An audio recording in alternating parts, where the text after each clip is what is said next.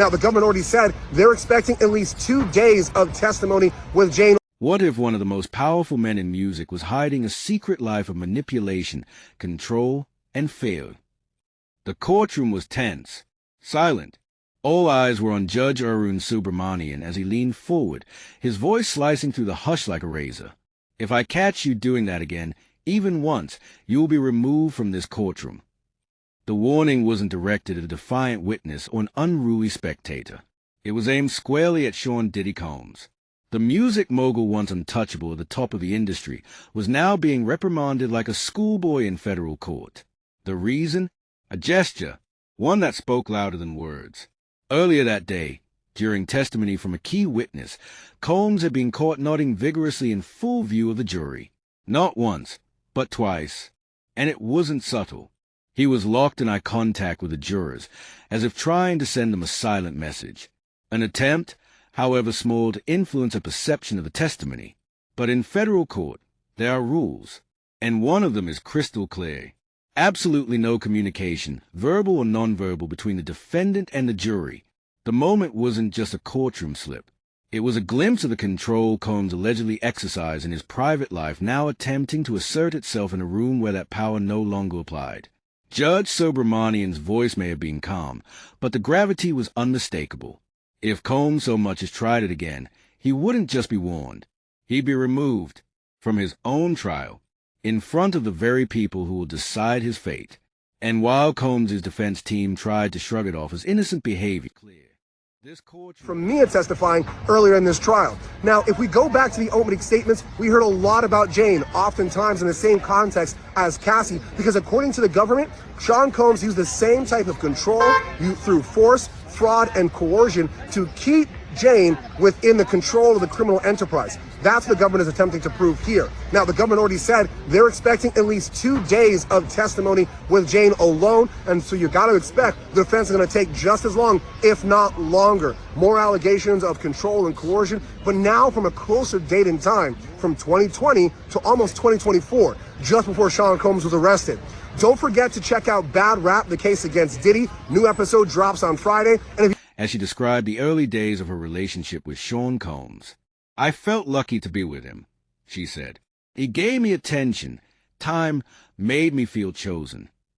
But that image began to fracture slowly, then violently. What started as lavish dates and whispered promises turned into a world of manipulation, money, and control. And then came the freak-offs. Jane's voice dropped to a whisper. Her body shifted nervously in the witness chair. These weren't just parties. These were marathon sex sessions lasting up to 30 hours where she was expected to sleep with multiple men, often while Combs watched. The government listened closely, eager to show the jury that this wasn't just about sex. It was about power. Combs controlled everything, her schedule, her finances, even her appearance. He told her how to wear her hair, straight. What color to paint her nails, white or cream. He discouraged her from starting an OnlyFans, despite knowing she needed the money. "Let's just give it time," he told her. But while Combs offered financial support paying rent, wiring her up to $20,000 in cash, it came with a price. Her autonomy. Every time I saw Sean, Jane said, it was for a freak-off. And she didn't always want to. I'd push down what I really wanted to say. What began as a relationship of consent, Jane testified, slowly morphed into something sinister. Something she couldn't walk away from because leaving meant losing everything, including, possibly, her life.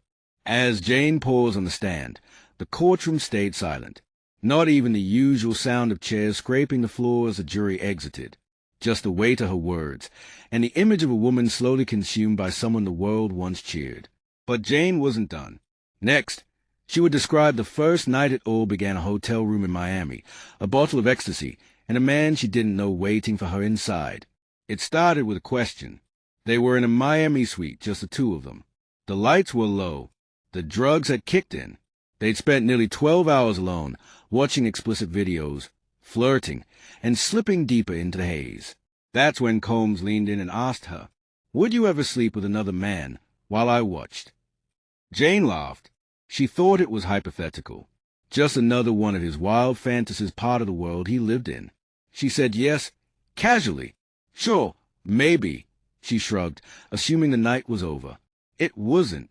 Instead, a male escort appeared. Jane didn't know his name, but Combs did, and so did his team who had already prepared the room. That night, Jane had sex with a stranger, while Combs sat nearby, watching every second. He was really, really happy, Jane told the jury. We were together, and we were happy. But her tone didn't match her words. The jury could see it. So could the press, because behind that memory was something darker. That night was a beginning. From then on, these freak-offs became a routine. Jane described it as a cycle predictable and inescapable. She wasn't just his girlfriend anymore. She was an actor in his private fantasy, played out over and over in hotel rooms across the country, with strangers, with cameras, with drugs, lots of drugs, ecstasy, cocaine, ketamine. Every meeting with Combs involved substances, she said, and often costumes of high stripper heels, the curated look, the rehearsed behavior. I didn't want to do it anymore, Jane whispered, but I felt obligated. I owed him. By that point, she wasn't working. She couldn't travel. She had to always have childcare lined up just in case he called. Because when he did, there was no saying no. The jury didn't see Combs react, but the gallery did. He sat silently, hands folded in his lap, legs crossed, watching, listening, unblinking. As a woman at the center of this storm, this federal sex trafficking trial described how love turned into possession, and how consent faded into control. By the time 2022 arrived, Jane wasn't just in a relationship. She was in a system, a machine fueled by luxury, fear, and control, all orchestrated by Sean Combs. The freak-offs, or as she also called them, hotel nights, weren't just occasional events. They became a lifestyle, one that consumed her time, her body, and her independence. I stopped working. I stopped traveling. I stopped thinking for myself. And it wasn't just about sex. It was about dominion. Combs dictated her appearance down to the tiniest detail. Hair, always straight. Nails, white or cream his preference. Tan, clothes, makeup, all tailored to his standards. It felt like a job, Jane said. I was expected to look a certain way, act a certain way, and be available. Always. And in exchange, he paid her bills. He covered her rent. He handed her envelopes stuffed with cash or wired her up to $20,000 at a time. From the outside, it looked like opulence. But from the inside, it was control masked as generosity. When I was with Sean, I was really consumed by him, Jane told the court. I felt obligated to perform these nights with him. She wasn't just fulfilling his fantasies. She was erasing her own needs, one freak-off at a time. And with every encounter, every stranger, every night that stretched 12 to 30 hours, Jane felt herself slipping. She wasn't choosing anymore. She was complying. And all of it was funded, facilitated, and according to prosecutors, coerced by a man who knew exactly what he was doing. As Jane painted this picture on the stand, the courtroom was still. No shuffling chairs. No murmurs from attorneys. Just silence as jurors took in the cost of Combs' control. Emotional, physical, financial, total. In court, Jane's voice dropped when she spoke about the substances. It started with ecstasy, something she had tried only twice before meeting Sean Combs. But with him, that changed, fast. Every time we saw each other, she said, we did drugs. Ecstasy, cocaine, ketamine, a cocktail of control that blurred the lines between pleasure and submission. And it wasn't recreational, it was routine. Before the freak-offs, there was always a ritual. Jane would get dressed high stripper heels, laundry, carefully styled hair. The drugs would come out, pills, powders, sometimes both. Then came the hours of 12, 15, sometimes 30 straight, in what she described as sexual marathons filled with strangers and expectation. One night in particular stood out. Combs had given her ecstasy again.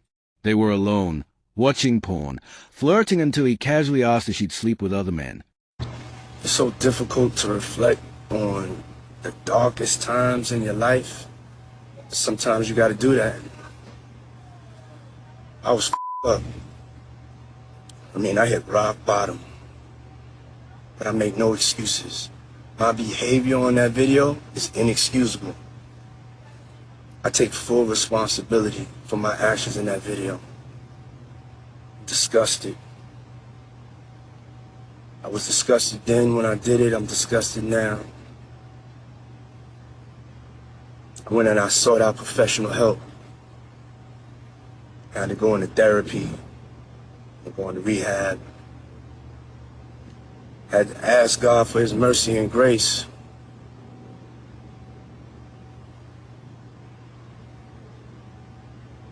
So sorry.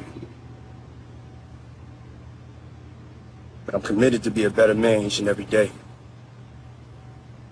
I'm not asking for forgiveness. I'm truly sorry. Occasions, the red carpets. This wasn't a toxic relationship. This was a calculated descent, orchestrated by a man with power, money, and according to the government, no limits. Jane sat on the stand, her voice a whisper, but her words cut like glass. Because now, the jury was hearing what prosecutors called the core of their case. Control, isolation, coercion. After months of drugs, demands, and dread-filled hotel nights, Jane no longer saw Sean Combs as a powerful man she once admired. She saw him for what she says he became, a captor hiding behind wealth. The shift wasn't sudden. It was 1,000 quiet moments that slowly built into a scream. She remembered moments like asking to create an OnlyFans account to take control of her own income. Let's just give it time, Combs had told her, a gentle phrase. But in hindsight, Jane said it was a leash, wanting to travel or take jobs, but always having to stay close, in case Combs needed her for another night. Spending her own money on tanning, hair appointments, nails, clothes not for herself, but because it's how Combs liked her to look. I was his doll, she said quietly. Over time, the sex became less consensual. Her participation more transactional. Combs paid for her rent, her bills, even wired her up to $20,000 in cash. But it all came with a price. I felt obligated, Jane told the court. I didn't say no, but I never truly said yes. And what shattered his silence? It wasn't just a trauma. It was a pattern. When the Cassie Ventura lawsuit exploded into headlines alleging eerily similar abuse, Jane said something clicked. It was like someone had written down everything I'd been afraid to admit. Cass's story mirrored hers. The freak-offs, the surveillance, the gifts that weren't gifts but investments in silence. Jane realized she wasn't alone. And in that realization came courage. She contacted prosecutors. And now, she's a key witness risking everything to put her story on the record. In court, you could hear a pin drop. No murmurs. No shifting chairs. Just the weight of her truth. And Sean Combs? He sat back in his chair, legs crossed, hands folded, not flinching, but not in control anymore. The prosecution had painted a chilling portrait. A powerful man using fame, drugs, and money to control women behind closed doors. But Sean Combs didn't stay silent. His legal team came to court with teeth bared. Lies, they argued. Regret rewritten as abuse. Consensual acts turned into courtroom theatrics. The defense didn't just deny Jane's story. They dismantled it piece by piece. They started with Brianna Banner Bongolan, an earlier witness who had testified that Combs violently assaulted her on a Los Angeles balcony in 2016. But when cross-examined, the defense team pulled out flight records and GPS data, claiming Combs was thousands of miles away on the night of the alleged attack. How could he assault you? The lawyer asked, if he wasn't even in the state. The implication was clear. If one witness lied, could others be trusted? Then came the freak-offs. The term itself had already darkened the courtroom, but the defense flipped it. They claimed Jane and Cassie weren't victims, they were willing participants. They enjoyed it, the defense said. They were grown women in unorthodox relationships. Messy, yes. Criminal, no. They argued that the women accepted lavish gifts, cash, and rent payments not under duress but because they wanted to be in Combs' world. To the defense, it wasn't trafficking. It was twisted romance. A toxic love story, not a criminal enterprise. But the most aggressive move came when the defense accused Jane of tailoring her story to match Cassie Ventura's civil lawsuit. They called it copycat testimony, a performance crafted after the fact meant to ride the wave of the Cassie headlines. They pointed to timelines, text messages, and inconsistencies in Jane's account. And every time she shifted in her chair under questioning, Combs watched the jury, silently, intently, a move that didn't go unnoticed. Judge Arun Subramanian had already warned Combs, sternly about nodding at jurors during cross-examination. "Do it one more time," the judge said, "and you'll be removed from this courtroom." It was a rare, public scolding in a high-profile trial, because while Combs's legal team went on offense, his body language was now part of the defense's liability. Still, the jury had to weigh it all. The sex, the drugs, the control, the money. Was it a disturbing but consensual relationship? Or had Sean Combs built a private empire of exploitation? That answer now depends on the testimonies still to come. By now, the jury had heard from Cassie Ventura and Jane, two women with different backgrounds but eerily similar stories. Both said they'd once been drawn into Combs's orbit. Both described Glamourtown prison. Both talked of freak-offs, coercion, surveillance, drugs, and control. And to prosecutors, that wasn't coincidence. This wasn't about romance. Assistant U.S. Attorney Miriam Fox said. It was about pattern, about power, about predation. What they were building wasn't just a series of disturbing anecdotes. It was a criminal architecture with Sean Combs at the center. The blueprint, they argued, looked like this. 1. Charm and status. Combs would sweep women into his world, offering luxury, access, and attention. 2. Dependence. Once inside, the women became financially reliant. Combs paid rent, bills, child care, everything. 3. Isolation. Friendships faded. Careers stalled. Travel was restricted. 4. Control. He dictated appearances, how their hair looked, what colors their nails were painted, how they dressed. 5. Coercion. Sex, drugs, and surveillance followed, always with Combs watching, always on his terms. And when the women tried to pull away, he'd remind them, the prosecutor said, who controlled the lifestyle they now lived. Even the gifts, lavish cash transfers, luxury bags, rent payments, weren't kindness. That was currency, said Fox. Payment for submission, for silence. The prosecution showed wire transfers, text messages, and voice note threads connecting the testimonies into one haunting pattern. Each woman different, but the treatment almost identical.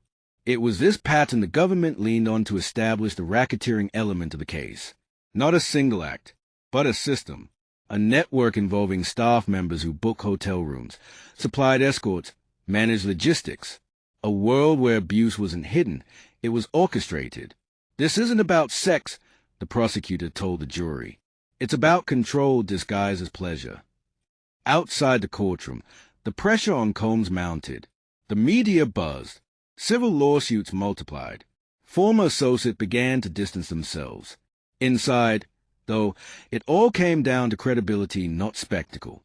Would the jury believe these women? Or would they see the government's pattern as just a collection of bad breakups and bitter memories? The stakes couldn't be higher. If the prosecution succeeded in proving that pattern, then Combs wasn't just a former lover. He was a predator with a playbook.